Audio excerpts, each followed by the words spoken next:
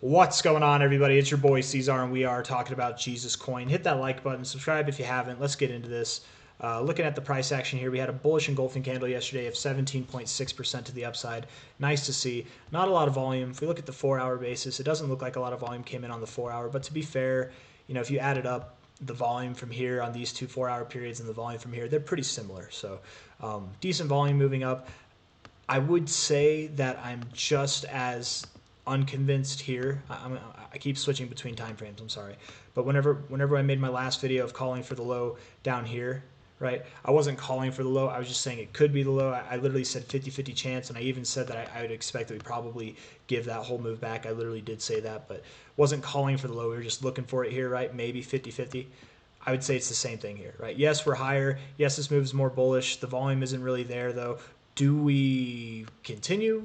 Do we not? Right? That'll determine if this low is legit or not, right? And I think that would really to prove its legitimacy, we'd want to see continuation rather soon. If we don't, that's okay. We want a higher low. We want to keep holding these higher lows.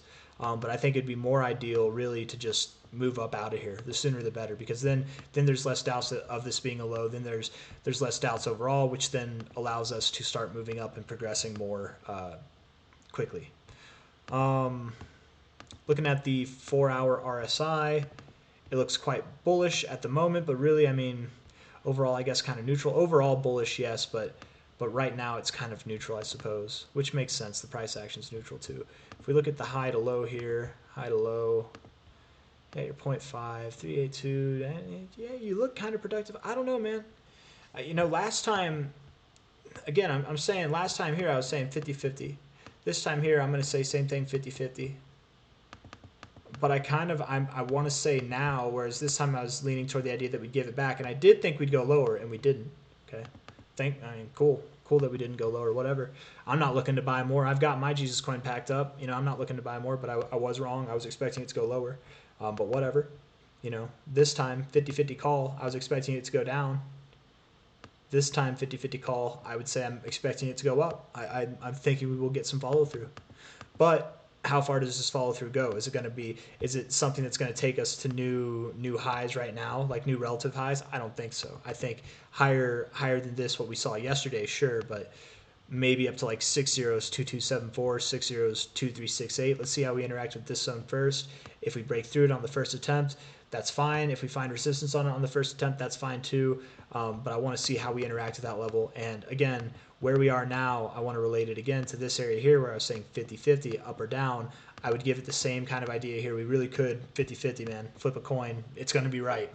Half the time it's going to be right because I don't know. And obviously the price can either move up or it can move down. It can move sideways too. A lot of people don't talk about that. But of course, it's always 50-50 to some respect, right?